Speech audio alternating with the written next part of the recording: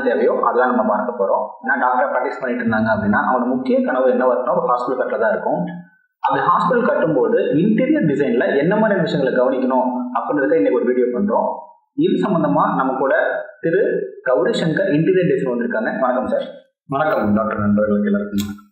கௌரி சங்கர் வந்து என்னோட good friend. So இன்னைக்கு வந்து அவர் வந்து இன்டீரியர் டிசைன் சம்மந்தமாக ஒரு ஹாஸ்பிட்டலுக்கு எப்படிலாம் இருக்குது, எப்படிலாம் பண்ணணும் அப்படின்றத நம்ம கூட பகிர்ந்துக்க போகிறாரு.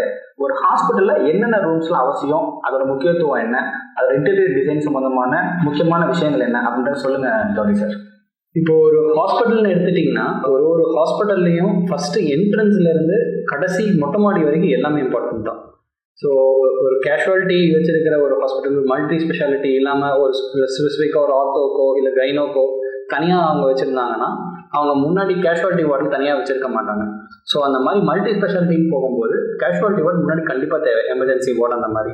அதுக்கப்புறம் எல்லா ஹாஸ்பிட்டலுக்குமே ஃபேஸ் ஆஃப் த ஹாஸ்பிட்டல் பார்த்திங்கன்னா ரிசப்ஷன் தான்.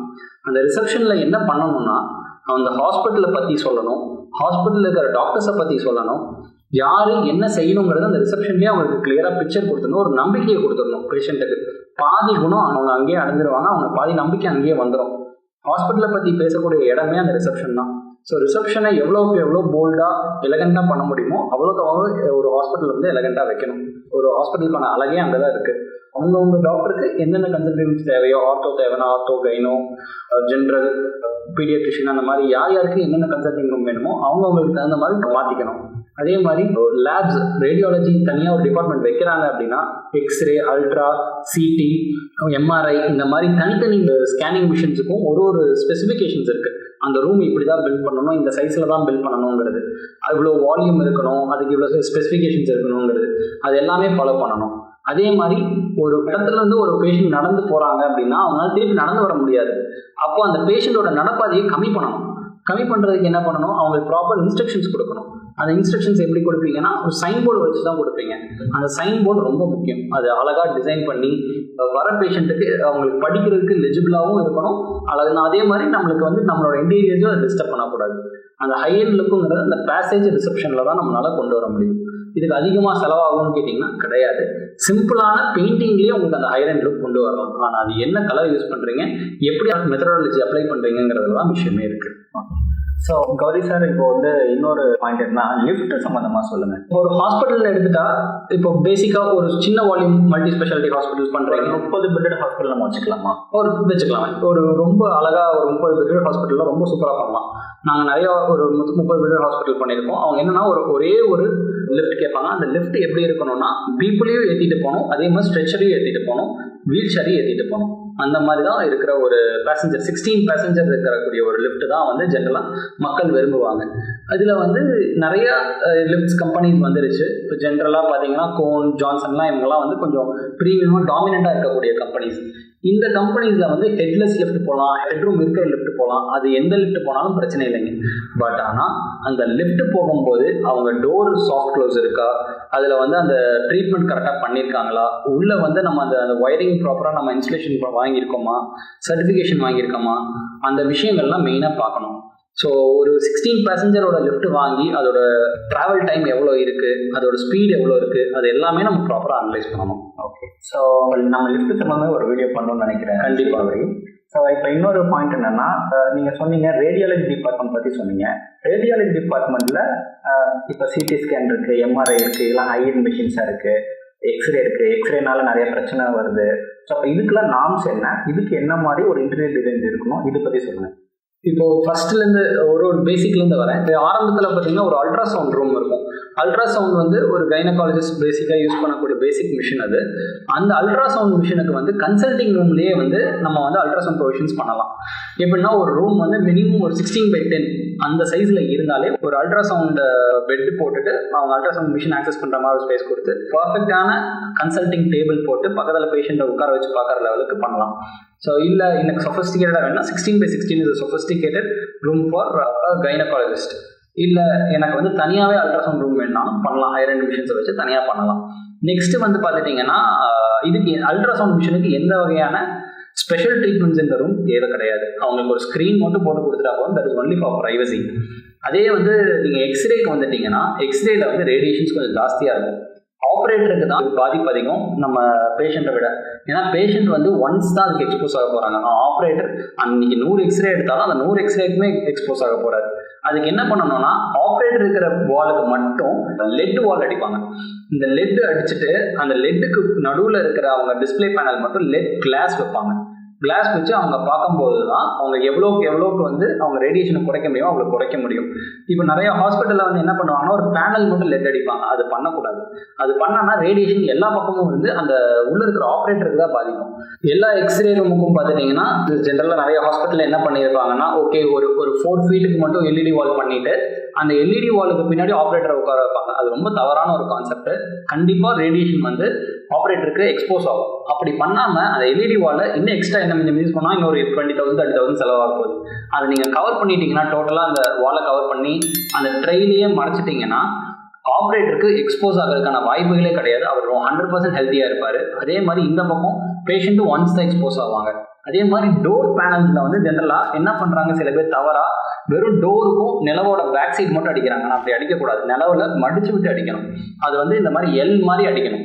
ஸோ எல் மாதிரி அடித்தாதான் டோருக்கும் சீலாகவும் வெளியில் வர ரேடியேஷன்ஸ் அப்படியே கவர் ஆகும். அந்த கேப் வழியாக வெளியில் வராது. ஸோ இந்த மாதிரி சின்ன சின்ன விஷயங்கள் எல்லாமே வந்து ஒரு ஹாஸ்பிட்டலில் பார்த்துக்கிட்டே இருக்கணும். இதே சிடி ரூமுக்கெல்லாம் போயிட்டீங்கன்னா தனியாக உங்களுக்கு வந்து ஒரு பார்க்குறதுக்கு ஒரு ஆப்ரேட்டர் ஏரியா வச்சுருப்பீங்க. அதை நீங்கள் மேனேஜ் பண்ணணும். ஸோ அந்த ஏரியாவை நீங்கள் மேனேஜ் பண்ணணும்னா நீங்கள் இந்த ஏரியாவிலேருந்து அந்த ஏரியாவுக்கு இந்த லெட் கிளாஸ் பண்ணிக்கலாம். லெட் கிளாஸ் பண்ணிவிட்டு நீங்கள் சிவில் வால் பண்ணிக்கலாம். அதுதான் பெஸ்ட் ஆப்ஷன். காப்பர் வச்சு வெளியில் அடிச்சுட்டு லெட்டை வச்சு வெளியில் அடிச்சுட்டு காப்பர் கிளாஸ் பண்ணி எல்லாம் பண்ணுறதெல்லாம் வந்து உங்களுக்கு எக்ஸ்பென்சிவ்னு நீங்கள் பே பண்ணிங்கன்னா சிவில் வாலை பேசிக்காக கட்டி பூசிட்டா that is the best option for CT room. CT room பண்ணி நீங்கள் ஆப்ரேட்டர்ஸை உட்கார வச்சுக்கலாம். இந்த பக்கம் நீங்கள் வந்து மிஷினை உள்ளே வச்சு ஆக்சஸ் பண்ணிக்கலாம். சிடிக்கும் எக்ஸ்ரேக்கும் டோர் மெக்கானிசம் டோர் கவரிங்லேருந்து எல்லாமே மோஸ்ட்டாக சேம் தான். ஆனால் எம்ஆர்ஐ வந்துட்டிங்கன்னா MRI is completely different. MRI cover பண்ணணும்னா ஃபோம் போர்ட்ஸ் வேணும். என்டையராக கவர் பண்ணுறதுக்கு பஃப் பேனல்ஸ் வச்சு பேக் பண்ணணும். அகெயின் அதில் ஒரு ஸ்க்ரூவும் கூட எம்எஸ்ல இருக்கக்கூடாது. Everything should be in aluminium. எதுவுமே மேக்னெட்டிக் ஃபீல்டு ஒரு சப்போர்ட் பண்ணக்கூடிய எந்த ஐட்டமே உள்ளே யூஸ் பண்ண மாட்டாங்க. அதனால் ஒரு ஐட்டமே அவங்க யூஸ் பண்ணி தான் அந்த ஃபேப்ரிகேட்டர்ஸ் யூஸ் பண்ணி தான் அவங்க பண்ணுவாங்க. அகெயின் நீங்கள் எம்ஆர்ஐ மிஷினில் டோர் ஓப்பன் ஆகிற மாதிரியோ இல்லை மெக்கானிசம் ஃபெயில் ஆகிற மாதிரியோ ஏதோ ஒரு விஷயம் பண்ணிட்டீங்கன்னா வெளியில் இருக்கிற பேஷண்ட் அது 20 அடியாக இருந்தாலும் சரி 30 அடியாக இருந்தாலும் சரி வீல் சேரோட உள்ளே எடுத்துகிட்டு போய் அடிச்சிருங்க. அண்ட் உங்களுக்கு அதை நீங்கள் பல கோடி ரூபா போட்டு வாங்கியிருப்பீங்க அந்த MRI machine. Everything will fail off. So அந்த ரூம் வந்து மேக்னடைஸ்டாக இருக்கும். அந்த மேக்னடைஸ் பண்ண ரூமையும் நீங்கள் ஒரு ரேடியேஷன் பண்ணி வச்சுருப்பீங்க. அது கரெக்டாக நீங்கள் அது உங்களுக்கு ஒரே ஃப்ரீக்வன்சியில் ஒர்க் ஆகிட்டு இருக்கணும் அப்படின்னா உங்களோட ப்ராப்பராக உங்களுக்கு சுற்றி இருக்கிற ஸ்டீல்லேருந்து எல்லாமே ஆப்ரேட் பண்ணி அவங்க மேக்னடைஸ் பண்ணி வச்சுருப்பாங்க. அந்த எம்ஆர்ஐ ரூம் கரெக்டாக ஆப்ரேட் பண்ணணும்னு நீங்கள் நினச்சிங்கன்னா கரெக்டாக அந்த டோரை சீல் பண்ணி முன்னாடி அவங்களுக்கு ட்ரெஸ் சேஞ்ச் ரூம் அதுக்கு முன்னாடி கொடுத்து அதுலேயும் கவர் பண்ணி அதுக்கப்புறம் தான் பேஷண்ட்டை வெளியிலே விடணும். உள்ளே வர ஸ்ட்ரெச்சர்லேருந்து எல்லாமே அலுமினியமாக நீங்கள் மாற்றிடணும். இது வந்து ரொம்ப பேசிக்காக இருக்கணும். அந்த அலுமினியம் ஸ்ட்ரெச்சர்லேருந்து எம்எஸ் ஸ்ட்ரெச்சர்லேருந்து அலுமினியம் ஸ்ட்ரெச்சர் மாற்றுறதுக்கு ஒரு தனி ஏரியா நீங்கள் கொடுக்கணும் ஒரு ஹாஸ்பிட்டலில். அப்போ தான் வந்து அந்த ஒரு கான்செப்டே ஒர்க் ஆகும். இல்லைனா பேஷண்ட்டை நீங்கள் சும்மா ஒரு பொம்மை தூக்கி போடுற மாதிரி தூக்கி போட்டுட்டு இருக்க முடியாது ஒரு இடத்துலையும். ஏன்னா you will be having lot of crowd அந்த ஏரியாவில். பெரிய க்ரௌட் வந்து அந்த இடத்துல நின்றுருக்கும் போது முன்னால் டப்புன்னு தூக்கி போட முடியாது. அதனால் அதுக்குன்னு தனி ஸ்பேஸ் கொடுத்துட்டிங்கன்னா ஒரு பேஷண்ட்டை எம்எஸ்லேருந்து அலுமினியத்துக்கு மாற்றி கூட்டிகிட்டு போகலாம். சரி நான் எஸ்எஸ்லேயே கூட்டிகிட்டு போனேன் ஆகுனா பேஷண்ட் டேரெக்டாகவே உள்ளே உட்காந்துருவாங்க. ஏன்னா அவங்களுக்கு அப்படியே அந்த மேக்னெட்டிக் ஃபீல்டை இழுத்துட்டு போய் டேரெக்டாகவே அடிச்சுட்ரும். மிஷினும் ஸ்பாயில் ஆகிடும். மிஷின் உங்களுக்கு தெரியும் ஹீலியம் ரிலீஸ் பண்ணி தான் அப்புறம் வெளியில் எடுக்கிற மாதிரி இருக்கும். ஸோ இந்த மாதிரி ஒரு ஸ்பெக்குமே வந்து பார்க்கணும். ஒரு பில்டிங்கில் கேஸ் பைப்பிங்லேருந்து அர்த்திங்லேருந்து எல்லாமே இம்பார்ட்டன்ட். எலக்ட்ரிக்கல் டக்ட்லேருந்து எல்லாமே இம்பார்ட்டன்ட். அவர் இப்போ வந்து நம்ம ரேடியாலஜி சம்மந்தமாக பார்த்தோம். இதை நான் இப்போ நீங்கள் சொல்லும் போது எனக்கு தோணுது இப்போ நம்ம இதில் இன்னும் ஒரு சப் டாபிக்லேயும் இன்னும் நிறைய விஷயங்கள் நம்ம பண்ண கண்டிப்பாக நம்ம சீரியஸாக வீடியோ இதில் பண்ணுவோம். ஃபயர் ஏர் வென்டிலேஷன் இதை பற்றி சொல்லுங்கள். ஒரு ஏர் வென்டிலேஷனை பற்றி ஒரு காமனாக ஒரு விஷயம் சொல்கிறேன். எந்த பக்கம் ஒரு பாசிட்டிவ் எனர்ஜி கொடுத்தாலும் இன்னொரு பக்கம் நெகட்டிவ் எனர்ஜி அப்போ தான் ரிலீஸ் ஆகும். எவ்வளோ ப்ளஸ் கொடுத்துக்கிட்டே இருக்கீங்களோ அப்போ தான் மைனஸ் வெளியில் போயிட்டே இருக்குங்க. இதுதான் ஏரோட பேசிக் கான்செப்ட். இந்த பக்கம் ஒரு விண்டோ இந்த பக்கம் ஒரு விண்டோ வைக்கிறீங்கன்னா இந்த இடத்துலேருந்து அமுத்துனீங்கன்னா இந்த பக்கம் காற்று வெளில போகுங்க. இதுதான் பேசிக் விண்டோட மெக்கானிசம். நீங்கள் ஜென்ரல் ஹாஸ்பிட்டலில் என்ன பண்ணுறோம், நம்ம இந்த பக்கம் பேஷண்ட் ஏதோ குளிச்சுடுவாங்க சேஃப்டி இருக்காதுன்னு சொல்லி இந்த பக்கமும் மூடிடும் இந்த பக்கமும் மூடிடும். அப்போ காற்று எப்படி வெளில போகும்? அதுதான் நம்ம பண்ணுற தப்புங்க. இந்த ஏதோ ஒரு பக்கம் நம்மளுக்கு எந்த பக்கம் வந்து விண்ட் எனர்ஜி ஈஸியாக உள்ளே வருமோ அந்த இடத்த நம்ம ஓப்பன் பண்ணி வச்சிடணும். இல்லை நம்மளுக்கு 2 பக்கமும் பில்டிங் இருக்குது விண்ட் எனர்ஜி உள்ளே வராதுன்னா யூஸ் சம் மெக்கானிக்கல் பம்ப்ஸ். அந்த ஏர் ப்ரெஷர் பம்ப்ஸ் ஒரு மினிமம் ஒரு 5 HP இருக்கிற மாதிரி ஒரு ஏர் பம்பை வச்சு உள்ளே தள்ளினீங்கன்னா இந்த பக்கம் இருக்கிற பாசிட்டிவ் எனர்ஜி, அதாவது வெளியிலேருந்து environmental air, not air condition air, environmental air வந்து உள்ளே வந்து இந்த பக்கம் உள்ளே தள்ளும் போது நெகட்டிவ் எனர்ஜி ஆனால் வெளில போகும், ஸ்மெல்ஸ் உள்ளே இருக்காது, உங்களுக்கு கிருமிகள் வெளில போக ஆரம்பிச்சிடும். நீங்கள் டாக்டர்ஸ் நீங்கள் நினைக்கிற மாதிரி every thing will be in your control. நீங்கள் வந்து ஸ்மெல்ஸ் எல்லாம் உள்ளே வர ஆரம்பிச்சிச்சுன்னா அந்த ஃபவுல் ஸ்மெல்லை நீங்கள் அப்புறம் நீங்கள் ஃபார்ம்ஸ்லாம் போட்டு தான் ரிமூவ் பண்ணிட்டு இருக்கணும். நீங்கள் நினச்சிப்பீங்க பேஷண்ட்னால அந்த ஸ்மெல்லு வருதுன்னு நினைப்பீங்க. அது அப்படி கிடையாதுங்க. It is only due to the air. இப்போது ஒரு ஃப்ளோர்லையும் பார்த்தீங்கன்னா உங்களுக்கு வந்து ஏர் ப்ராப்பராக இல்லைனா உங்களுக்கு பாசம் பிடிக்க ஆரம்பிச்சிடும். ப்ளைவுட்லேருந்து உங்களோட டைல்ஸ்லேருந்தெல்லாம் கலர் வேரியேஷன்ஸ் எல்லாம் சில ஹாஸ்பிட்டல்ஸில் நாங்கள் பார்த்துருக்கோம்.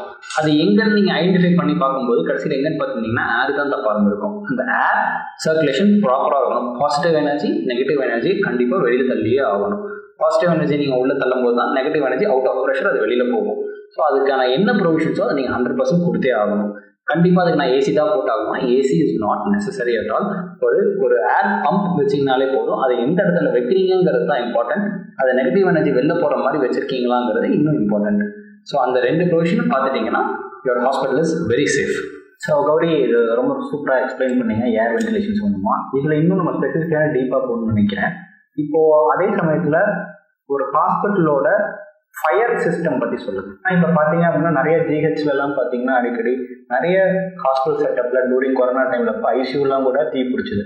அப்போ வந்து என்ன ஐசியூவில் போய் தீ பிடிக்குது, பாவம் அந்த பேஷண்ட் ஏஞ்சி ஓடக்கூட முடியாது, தன்னை காப்பாற்றிக்கக்கூடிய சூழ்நிலை கூட இருக்க மாட்டாங்க. அப்போ ஒரு டாக்டர் வந்து ஒரு ஹாஸ்பிட்டல் கட்டும்போது இந்த ஃபயர் சம்மந்தமான விஷயங்களை என்னெல்லாம் கவனிக்கணுன்றதை சொல்லுங்கள். ஃபஸ்ட்டு பேசிக்காக ஃபயரில் 3 டைப் இருக்குங்க. ஃபஸ்ட்டு டிடெக்ஷன், செகண்ட் வந்து நம்மளே ப்ரிவென்ட் பண்ணிக்கிறது, தேர்டு வந்து பார்த்தீங்கன்னா ஆட்டோமேட்டிக் ப்ரிவென்ஷன். ஓகேங்களா? ஸோ இது 3 என்னென்னப்பா அப்படின்னு கேட்டிங்கன்னா, ஃபஸ்ட்டு டிடெக்ஷன். ஃபயர் அலாரம்ஸ் கொடுக்குங்க. ஒரு 3 மீட்டர்ஸுக்குமே ஆஸ் பர் நார்ம்ஸ் வந்து நம்ம வந்து ஃபயர் அலாரம் கொடுத்துருக்கணும். ஃபயர் அலாரம் என்ன பண்ணும், ஸ்மோக் டிடெக்டர்ஸ் என்ன பண்ணும் அப்படின்னா, சின்ன ஒரு ஸ்மோக் தீக்குச்சியிலிருந்து வெளியில் வர ஸ்மோக்கை மட்டும் அதை டிடெக்ட் பண்ணுங்க. அது பக்கத்தில் போய் அதில் ஸ்மோக் ரீச் ஆயிடுச்சுன்னா அலாரம் அடிக்க ஆரம்பிச்சிடும். தென் we will know that there is some fault, ஏதோ தப்பு நடக்குதுன்னு தெரிஞ்சுக்கலாம். இது மட்டும் போட்டால் போதுமானா ஹாஸ்பிட்டலுக்கு இது மட்டும் போதாதுங்க. கண்டிப்பாக நீங்கள் வந்து நெக்ஸ்ட் பண்ண வேண்டிய ஐட்டமும் பண்ணியிருக்கணும். ஃபயர் எக்ஸ்டிங்விஷர்ஸ் வைக்கணுங்க. ஏபிசி அப்படிங்கிற மாதிரி எக்ஸ்டிங்விஷர் வைக்கணுங்க. அது என்னப்பா ஏபிசி அப்படிங்கிறீங்கன்னா, உங்களுக்கு தீ பிடிச்சாலும் அதே எக்ஸ்டிங்விஷர் தான், எலக்ட்ரிக்கல் ஃபயர் ஆனாலும் அதே எக்ஸ்டிங்விஷர் தான், இல்லை வேறு ஏதாவது கெமிக்கல் ஃபயர் ஆனாலும் அதே எக்ஸ்டிங்விஷர் தான். ஸோ இந்த ஒரே எக்ஸ்டிங்விஷர்னால மொத்தமாக உங்களால் சிங்கிள் சொல்யூஷனில் பண்ணக்கூடிய ஒரு சிலிண்டர் இருக்குங்க. அது வச்சிங்கன்னா போதும். அதுவும் இது 2 மட்டும் வச்சுட்டாலே போதுமானா அதுவும் பத்தாதுங்க. கண்டிப்பாக நீங்கள் வாட்டர் சர்வீஸ் இருக்கிற மாதிரி ஒரு ஃபயர் எக்ஸ்டிங்விஷர்ஸ் நீங்கள் பைப்லைன் பண்ணி பண்ணணும். அது பண்ணிங்கன்னா தான் NABHக்குமே உங்களுக்கு யூஸ் ஆகும். என்னப்பா அது அப்படின்னு கேட்டிங்கன்னா, உங்களுக்கு எல்லாருக்குமே தெரியும் ஃபயர் எக்ஸ்டிங்விஷர் பைப்ஸ் வந்து நம்ம பண்ணுவோம் மெட்டல்ஸில் பண்ணி அதுக்குன்னு ரூஃபில் ஒரு ப்ரொவிஷன் பண்ணணும். அந்த ரூஃபில் பண்ணுற ப்ரொவிஷன் வந்து சின்டெக்ஸ் டேங்க்கில் பண்ணக்கூடாது. நீங்கள் ஒரு RCC டேங்க், ப்ராப்பர் RCC டேங்க்கில் தான் பண்ணணும். அங்கேருந்து நீங்கள் RCC டேங்க்லேருந்து கீழே பைப்லைனில் ஒரு பர்டிகுலர் ப்ரெஷர் பாயிண்ட்ஸ் இருக்குது. அந்த ப்ரெஷரில் தான் நீங்கள் கீழே கொடுக்கணும். கீழே வரும்போது கண்ட்ரோலர் வால்வ்ஸ் வந்து ஒரு ஃப்ளோர்லேயுமே கொடுத்துருக்கணும். அந்த கண்ட்ரோல் வால்வ்ஸ் எங்கே இருக்குங்கிறது ரொம்ப இம்பார்ட்டன்ட். பேசேஜில் தான் இருக்கணும். அதுவும் அந்தந்த கண்ட்ரோல் வால்வ்ஸ் எங்கே இருக்கணும்னா, அந்த பேசேஜில் எந்த ஏரியாவில் ரிசப்ஷனிஸ்ட்டோ இல்லை உங்களோட அட்டெண்டரோ உட்கார போகிறாங்களோ அந்த இடத்துல தான் இருக்கணும். எல்லாருக்கும் அது கண்ணில் படுற மாதிரி இருக்கணும். அதே மாதிரி ஒரு ஃப்ளோர்லேயுமே வந்து உங்களுக்கு அந்த பைப்லைன், நம்ம ஸ்ட்ரெச்சபிள் பைப்லைன்ஸ் இருக்கணும். அது போக ஒரு ஆக்ஸ் இருக்கணுங்க. இது எல்லாமே பேசிக்கான இம்பார்ட்டண்ட்டான விஷயம். இது கண்டிப்பாக பண்ணணும். இது தாண்டி இன்னும் நீங்கள் பண்ண வேண்டிய ஒரே ஒரு விஷயம்னா ஃபயர் எமர்ஜென்சி ஸ்டேர்கேஸ். இது ரொம்ப இம்பார்ட்டண்ட். எல்லா ஹாஸ்பிட்டல்லையும் இதுக்கான ஒரு பேசிக் ப்ரொவிஷனாக பண்ணி ஆகணும். ஹோட்டல்ஸில் பார்த்துருப்பீங்க, தாஜ்லாம் கோயம்புத்தூரில் பார்த்தீங்கன்னா சைடில் அப்படியே செவுத்து ஒட்டியே இறக்கியிருப்பாங்க. அது ரொம்ப பியூட்டிஃபுல்லான ஒரு கான்செப்ட். அது ரொம்ப கம்மியான செலவும் கூட. அது பண்ணிட்டானா இன்கேஸ் ஆஃப் எனி எமர்ஜென்சி ஒரு டாக்டரே மேலேருந்து கீழே இறங்கணும்னா கூட இறங்கிடலாம். Wonderful wonderful Gowri. நம்ம வந்து ஃபயர் சம்மந்தமாக இன்னும் டீப்பாக இன்னொரு வீடியோவில் பண்ணலாம். நீங்கள் சொல்கிறது எல்லாமே வந்து ரொம்ப ரொம்ப அதிகமான தகவல்கள் தேவைப்படுது. இப்போது ஃபயர் சம்மந்தமாக பார்த்துட்டோம். இது முக்கியமாக என்ன பார்க்கணும் அப்படின்னு நினைக்கிறேன் அப்படின்னா STP, ETP. இப்போ ஒரு ஹாஸ்பிட்டலுக்கு என்ன ETP நார்ம்ஸ் என்ன, STP நார்ம்ஸ் என்ன, அதை பற்றி சொல்லுங்கள். இப்போ நார்ம்ஸுங்கிறத தாண்டி ஒரு ஹாஸ்பிட்டல் இஸ் ஆல்வேஸ் ரெஸ்பான்சிபிள் பிளேஸுங்க. எல்லாத்துக்கும், என்விரான்மெண்ட்டுக்கும் சரி, கவர்மெண்ட்டுக்கும் சரி, டு தி பீப்புளும் சரி, எல்லாத்துக்கும், டு தி நேச்சர், எல்லாத்துக்குமே ஒரு ரெஸ்பான்சிபிள் பிளேஸுங்க. இப்போ இந்த ஹாஸ்பிட்டல்லேருந்து நம்மளுக்கு அதிகப்படியான நம்மளுக்கு கெமிக்கல்ஸும் சரி இல்லை டிசீஸ் ஓரியன்ட் வாட்டர்ஸும் வெளியில் வரக்கூடிய இடம். ஸோ அந்த இடத்துல இருந்து நம்ம என்ன பண்ணுவோம்னா அந்த வாட்டரை வந்து ப்ராப்பராக ட்ரீட் பண்ணி சீவேஜில் விடணுங்க. ஸோ அந்த சீவேஜில் விடுறதுக்கு ஃபஸ்ட்டு சீவேஜ் ட்ரீட்மெண்ட் பிளான் நம்ம போடணும். அந்த சீவேஜ் ட்ரீட்மெண்ட் பிளானில் முக்கால்வாசி பாக்டீரியாஸை கில் பண்ணி தான் அவங்க வந்து நம்ம அந்த ப்ராசஸ் வழியாக நம்ம வெளியில் விடுவோம். அதுலேயே வந்து நம்ம 90% ஆஃப் த ப்ரிவென்ஷன் வந்து அங்கே பண்ணிடலாம். எல்லாமே அங்கே கில் ஆகிருப்போம்னா கில் ஆகாது, பட் 90% ஆஃப் த டிசீஸை வந்து அங்கே ஸ்டாப் பண்ணிடலாம். கண்டிப்பாக ஒரு ஹாஸ்பிட்டல் வந்து ஒரு சீவேஜ் ட்ரீட்மெண்ட் பிளான் வந்து கண்டிப்பாக பண்ணியிருக்கணுங்க. ஸோ சீவேஜ் ட்ரீட்மெண்ட் பிளான் பண்ணியாச்சு, அதுக்கப்புறம் செப்டிக் டேங்கில் விட்டு நீங்கள் ட்ரைனேஜ் காமன் ட்ரைனேஜில் விட்டுடலாம். That is very healthy for an என்விரான்மெண்ட்டுங்க. இப்போ வந்து NABH வந்து ரொம்ப முக்கியமாக இருக்குது, ஒரு ஹாஸ்பிட்டலில் தரத்தை நிர்ணயிக்கக்கூடிய ஒரு விஷயமா இருக்குது. ஸோ NABH ஸ்டாண்டர்ட்ஸ்க்கும் இன்டீரியர் டிசைன்ஸ்க்கும் உள்ள கனெக்டிவிட்டி என்ன? NABHக்கு ஒருத்தவங்க அப்ரூவல் பண்ணக்கூடிய டாக்டர்ஸ் வந்து என்ன மாதிரியான விஷயங்களை இன்டீரியர் டிசைனில் கவனிக்கணும்? நிறைய டாக்டர்ஸ் வந்து ஃபர்ஸ்ட் பில்டிங் ஸ்ட்ரக்சர் கன்ஸ்ட்ரக்ட் பண்ணிடுறாங்க. அதுக்கப்புறம் NABH போகும்போது எங்ககிட்ட என்னென்ன queries பண்ணுறாங்கன்னா, ஃபர்ஸ்ட்டு ரேம்புக்குன்னு NABHல சில பர்டிகுலர் டைமென்ஷன்ஸ் இருக்குங்க. அதை ப்ராப்பராக அவங்க மெயின்டைன் பண்ணி தான் அந்த ரேம்போட வித்தை டிசைன் பண்ணணுங்க. ரேம்போட வித்தை நம்ம வந்து தப்பாக நீங்கள் கொடுத்துட்டிங்கன்னா NABH கிடைக்காதுங்க. அவங்க ரொம்ப ஸ்ட்ரிக்டாக இருப்பாங்க. அதில் ஒரு NABHலையும் எல்லா ஹாஸ்பிட்டல் ட்ரெயின் ஆகிறது மெயினாக ரேம்பில் தான். ரேம்பு, ஃபயர் எக்ஸ்டிங்விஷர் ஸ்டேர்கேஸ், இது ரெண்டும் ரொம்ப முக்கியம். ஸோ இது ரெண்டுலேயும் வந்து எல்லா ஹாஸ்பிட்டலும் ரொம்ப கான்சன்ட்ரேட்டாக இருக்கணும். ரெண்டாவது NABH காரங்க உள்ளே வந்தவொடனே நோட் பண்ணுற விஷயம் basic facilities of hospital. Common toilet, எவ்வளோ டாய்லெட்ஸ், எவ்வளோ யூரினல்ஸ் கொடுத்துருக்கீங்க, மேலுக்கு எவ்வளோ, ஃபீமேலுக்கு எவ்வளோங்கிறதெல்லாம் பார்க்குறாங்க. அகெயின் அதுக்கப்புறம் நீங்கள் ப்ராப்பராக ஒரு ரூமுக்கும் நீங்கள் வந்து ரேடியேஷன் கண்ட்ரோல் பண்ணியிருக்கீங்களா அப்படிங்கிறத அந்த ரேடியேஷன் சர்டிஃபிகேட்ஸும் கேட்பாங்க. And next comes sign board. ஒரு சைன் போர்டும் இந்த இடத்துல இருக்குதா இல்லையாங்கிறத எழுதி கொடுத்துட்டு போவாங்க. அதாவது போலீஸ் 100, இந்த பஸ்ஸஸ் என்னென்ன கிடைக்கும், இதெல்லாம் நீங்கள் சைன் போர்ட்ஸாக நீங்கள் வந்து ரிசப்ஷனில் ப்ரெசென்ட் பண்ணிங்கன்னா அது வந்து உங்களுக்கு வந்து NABHலேயே அக்செப்ட் பண்ணிப்பாங்க.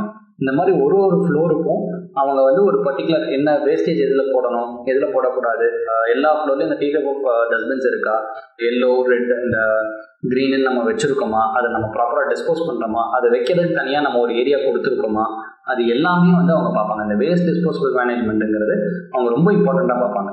ஸோ அது நம்ம எங்கே எடுத்துகிட்டு போகிறோம், நம்மளோட சிலிண்டர் ரூம் எங்கே இருக்குது, அங்கேருந்து நம்ம பைப்பிங் எப்படி பண்ணியிருக்கோம், எக்ஸ்டீரியர் பைப்பிங் பண்ணியிருக்கோமா, இன்டீரியர் பைப்பிங் பண்ணியிருக்கோமா, ஆக்சிஜன் பைப்ஸ் எல்லாம், அது எல்லாமே வந்து NABHல கன்சிடர் பண்ணுவாங்க. இது எல்லாமே நம்ம பார்த்து அதுக்கப்புறம் தான் நம்ம வந்து ஒரு பில்டிங்கை கன்ஸ்ட்ரக்ட் பண்ணணும். ஸோ இதெல்லாம் பிளான் பண்ணிடணும். ஒரு பில்டிங்கை கன்ஸ்ட்ரக்ட் பண்ணுறதுக்கு முன்னாடி இன்டீரியர் பண்ணும்போது கன்சிடர் பண்ணக்கூடிய விஷயம் கிடையாது, இது பில்டிங் கட்டும் போதே கன்சிடர் பண்ணக்கூடிய விஷயங்கள் இது எல்லாமே. வண்டர்ஃபுல் கௌரி சார், நீங்கள் வந்து நிறைய இன்ஃபர்மேஷன் இன்னைக்கு ஷேர் பண்ணீங்க, ரொம்ப உபயோகமாக இருந்திருக்கும். டியர் டாக்டர்ஸ் அண்ட் நீங்கள் யாரெல்லாம் ஹாஸ்பிட்டல் கட்டணும்னு நினைக்கிறீங்களோ உங்களுக்கு இந்த வீடியோ உபயோகமாக இருக்குன்னு நினைக்கிறோம். நீங்கள் மேலே என்ன மாதிரியான வீடியோஸ்லாம் உங்களுக்கு வேணும், இல்லை என்ன மாதிரியான கொஸ்டின்ஸ்லாம் உங்களுக்கு இருக்குன்னு சொல்லி இதோட கமெண்ட் செக்ஷனில் போட்டிங்கன்னா நாங்கள் இதுக்கு உங்களுக்கு ரெஸ்பாண்ட் பண்ணுறோம். அதே போல் உங்களுக்கு தெரிஞ்சவங்க உங்களோட சர்க்கிளில் இருக்கக்கூடிய டாக்டர்ஸ் யாராவது ஹாஸ்பிட்டல் கட்டுறாங்க அப்படின்னா அவங்களுக்கு இந்த வீடியோவை ஷேர் பண்ணுங்கள். Thank you so much. தேங்க்யூ.